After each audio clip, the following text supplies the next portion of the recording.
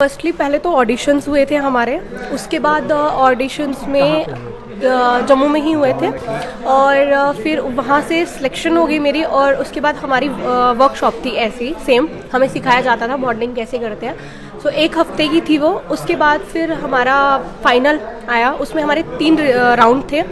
First round था wedding round और second round था हमारा कश्मीरी राउंड टाइप में था एंड थर्ड राउंड था हमारा फंकी राउंड। तो फर्स्ट राउंड में तो मेरे साथ एक लड़का था जो मेरा दूल्हा बना हुआ था, सो उनके साथ एक पहला राउंड गया मेरा बहुत ही अच्छा और सेकंड राउंड वो भी बढ़िया रहा और थर्ड राउंड में भी मैंने मतलब काफ़ी अच्छा किया। सो तो मतलब उसमें फाइनल्स जीता था आपने या? जी फाइनल किया था मैंने उसमें और मुझे स्पेशल बेस्ट वॉक का अवार्ड भी मिला हुआ। आदाब, स्ट्रेट लाइन में आप सभी लोगों का बहुत बहुत स्वागत है। आज हमारे साथ बातचीत करने के लिए जुड़ी है सिमरन सूर्यवंशी, जो काफ़ी अच्छी डांसर है और काफ़ी अच्छी मॉडल भी है। अब मॉडल में क्यों कह रहा हूँ, क्योंकि इनने जो है हाल ही में जो है जम्मू गॉट टैलेंट में भी जो है पार्टिसिपेट किया है, डांसिंग भी लगातार कर रहे हैं और कहीं ना कहीं एक्टिंग को लेके भी इनका इंटरेस्ट जो है वो काफ़ी ज़्यादा है। तो आज बातचीत जो है इन्हीं से करेंगे और इन्हीं से जानने की कोशिश करेंगे कि इनका जो आखिर स्टार्टअप है कब से हुआ और कहाँ से हुआ। सिमरन, सबसे पहले आपसे जानने की कोशिश करूँगा कि आपकी शुरुआत ख़ास तौर पर मॉडलिंग को लेके कहाँ से हुई? सर मेरी मॉडलिंग की शुरुआत अभी पिछले साल से ही हुई है और मैंने 1-2 शो भी जीते हुए हैं जम्मू गॉट टैलेंट्स और अभी तो बेसिकली मॉडलिंग और डांसिंग में ही था। सो अभी मैं यहाँ पर आई हूँ तो एक्टिंग में है। तो आपने मॉडलिंग में जिस तरह कहा कि मॉडलिंग की आपने 1-2 शो किए हैं, कौन कौन सा शो किया? जैसे मैंने जो हम तक नॉलेज में है कि जम्मू गॉट टैलेंट में भी आपने पार्टिसिपेट किया है, तो उस जर्नी को लेके थोड़ा बताओ कि वहाँ पर आप कैसे पहुँचे, वहाँ पर मतलब कितने राउंड्स आपने वहाँ पर किए, वो थोड़ा पूरी जर्नी आप बताएं।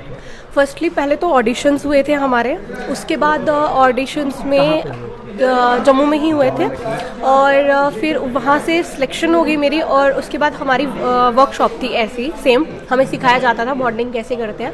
सो एक हफ्ते की थी वो। उसके बाद फिर हमारा फाइनल आया, उसमें हमारे 3 राउंड थे। फर्स्ट राउंड था वेडिंग राउंड और सेकंड राउंड था हमारा कश्मीरी राउंड टाइप में था एंड थर्ड राउंड था हमारा फंकी राउंड। तो फर्स्ट राउंड में तो मेरे साथ एक लड़का था जो मेरा दूल्हा बना हुआ था, सो उनके साथ एक पहला राउंड गया मेरा बहुत ही अच्छा और सेकंड राउंड वो भी बढ़िया रहा और थर्ड राउंड में भी मैंने मतलब काफ़ी अच्छा किया। सो तो मतलब उसमें फाइनल्स जीता था आपने या? जी फाइनल किया था मैंने उसमें और मुझे स्पेशल बेस्ट वॉक का अवार्ड भी मिला हुआ है जम्मू गॉट टैलेंट से ही। सिमरन, आपसे जानने की कोशिश करूंगा कि मॉडलिंग में फील्ड में सबसे पहले आना जो है उसको लेके स्टार्टअप मतलब कहाँ से हुआ, आपको इंटरेस्ट कहाँ से बना आपका?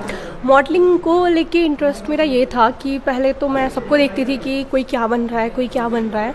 सो लगा कि नहीं मुझे भी करना चाहिए ये चीज़ और वैसे बेसिकली रील्स वगैरह से ही थोड़ा बहुत और ख़ुद को तो हम ये कह सकते हैं कि स्टार्टअप रील्स से हुआ? हाँ जी, स्टार्टअप मेरा जो है वो रील्स वगैरह से ही हुआ था। तो उसके बाद मतलब फैमिली सपोर्ट कैसी रही आप? फैमिली सपोर्ट काफ़ी रही। मेरी जो बुआ है उनका नाम रजनी है, उन्होंने काफ़ी सारी मतलब ज़्यादा सपोर्ट की है मेरी इस टाइम।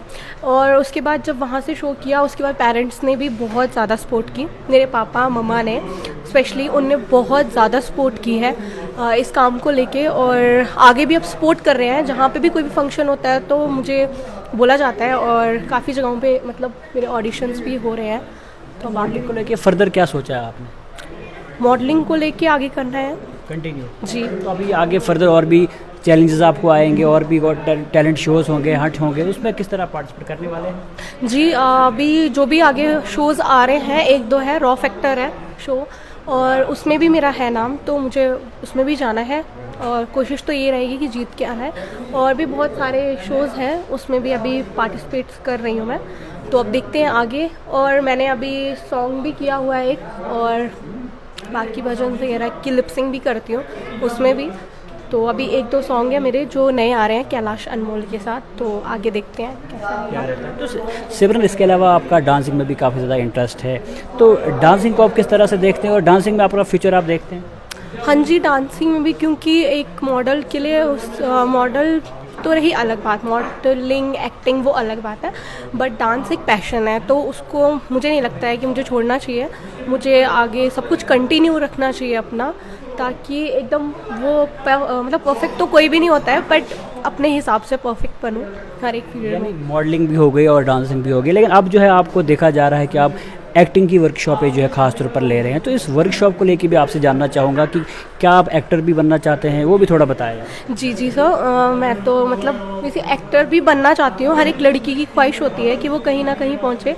तो जैसे मेरा था मॉडलिंग, एक्टिंग में, मॉडलिंग और डांसिंग में, तो एक्टर भी बनना कोई बुरी बात नहीं है। उसमें भी फिर शौक आ गया क्योंकि एक्टिंग में भी रहता है एक मॉडल ज़रूरी होती है।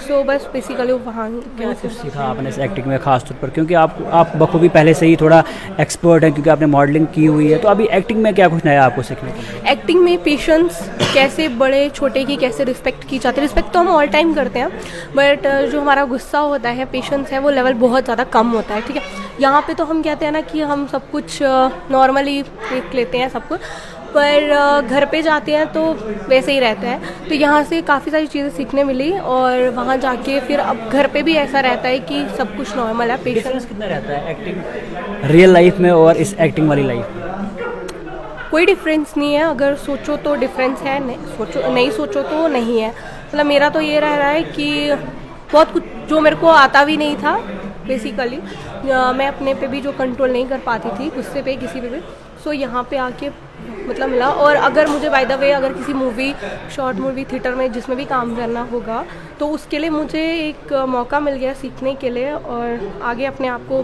सुधारने के लिए कैसा रहता है। तो सिमरन, आपसे एक और चीज़ जानने की कोशिश करूंगा। आप डोडा के रहने वाले हैं और डोडा का एक ठाठरी का ऐसा इलाका जो काफ़ी रूरल एरियाज़ है, वहाँ से बाहर निकलना जो काफ़ी ज़्यादा मुश्किल होता है, तो वहाँ से बाहर निकलना, लोगों की सोच जो है चेंज करवाना, किस तरह आप इसमें कामयाब हुए?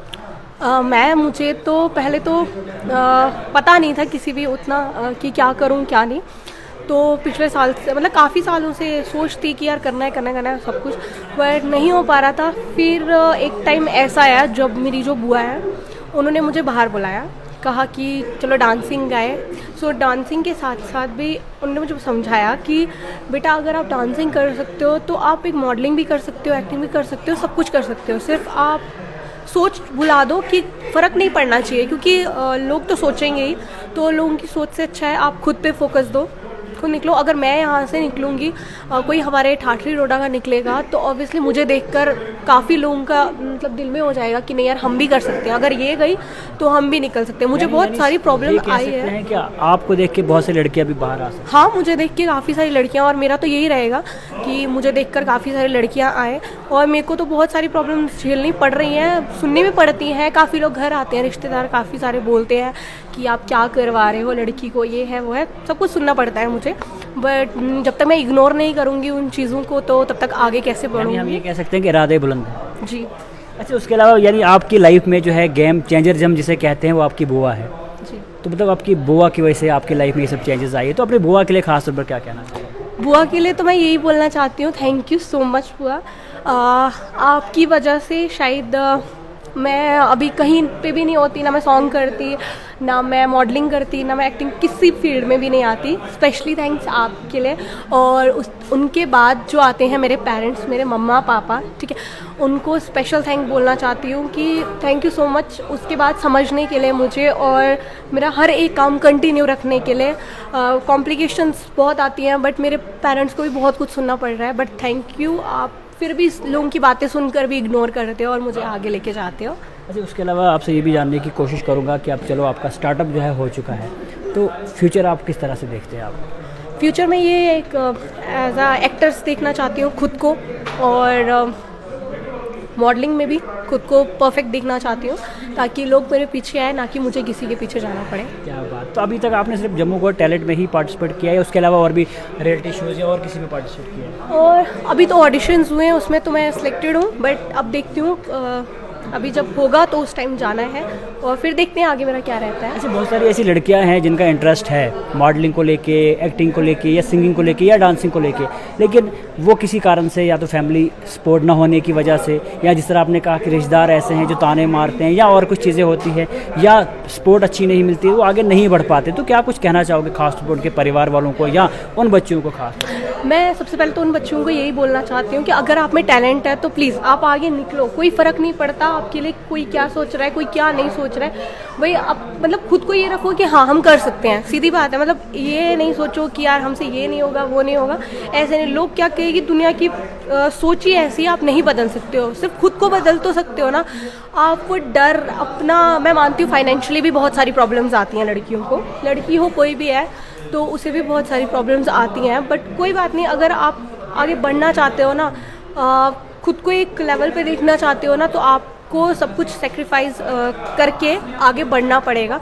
और स्पेशली उनके पेरेंट्स को तो मैं यही बोलूँगी कि प्लीज़ अपनी सोच को, जो इनकी इतनी सी छोटी सोच है, उसे बड़ा करें। मतलब उस थॉट को ना अपने दिमाग से ख़त्म करें। लोग बहुत कुछ बोलते हैं, पर अगर आपको लगता है ना आपके बच्चे में टैलेंट हो, तो प्लीज़ उसे बाहर निकालो, तो कर लें।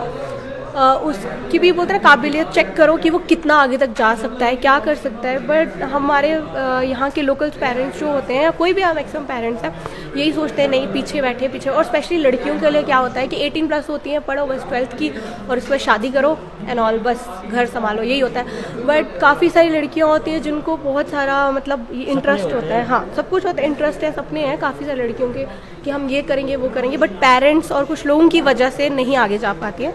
तो पेरेंट्स से तो ये है कि प्लीज़ अपनी बच्चियों को आगे लाएं। तो बाकी अब देखते हैं। एक और चीज़ जानने की कोशिश करूँगा, मॉडलिंग तो बहुत सारे लोग करते हैं, लेकिन क्या इसके पीछे कोई सिखाने वाला है या खुद से सब कुछ? खुद से सब। तो आपने देख लिया हमारे साथ सिमरन जुड़ी हुई थी, सिमरन सूर्यवंशी, जो कि खास तौर पर ठाठरी डोडा के रहने वाली है, रूरल एरियाज़ है, लेकिन इस जगह से एक अच्छे प्लेटफार्म पे जाना जो है काफ़ी ज़्यादा मुश्किल है, क्योंकि ना ही सपोर्ट होती है, कभी फाइनेंशियल दिक्कत भी आती है, कभी सपोर्ट ना होने की वजह से भी दिक्कत आती है। लेकिन फिर भी सिमरन की बुआ ने सपोर्ट की, पेरेंट्स ने सपोर्ट की, जिसकी वजह से सिमरन ने जो है मॉडलिंग के शोज़ जो है किए, मॉडलिंग में जो है पार्टिसिपेट किया, और जम्मू गॉट टैलेंट में भी जो है उन्होंने काफ़ी अच्छा नाम जो है हासिल किया। उसके अलावा डांसर भी हैं और लगातार परफॉर्मेंस जो है कर रहे हैं। लेकिन अब जो है सिमरन का इंटरेस्ट जो है मॉडलिंग के अलावा जो है एक्टिंग में भी आ चुका है, जो कहीं ना कहीं मॉडलिंग के साथ होना जो है काफ़ी ज़्यादा ज़रूरी है, और वो सबको लेके लगातार ये कोशिश कर रही है। अब उम्मीद ये है कि आने वाले टाइम में जिस तरह इनके सपने हैं, जिस तरह इनके बुआ या घर वालों के सपने हैं, उसी तरह हम सिमरन को देखें और इसी तरह उनके सपने जो है पूरे हो। और जो इनकी खास तौर पर कोशिश है कि एक मॉडल बनने की, एक अच्छा एक्टर बनने की, तो हम भी उम्मीद करते हैं कि आने वाले टाइम में सिमरन को हम इसी अच्छे प्लेटफार्म पर हम देखेंगे।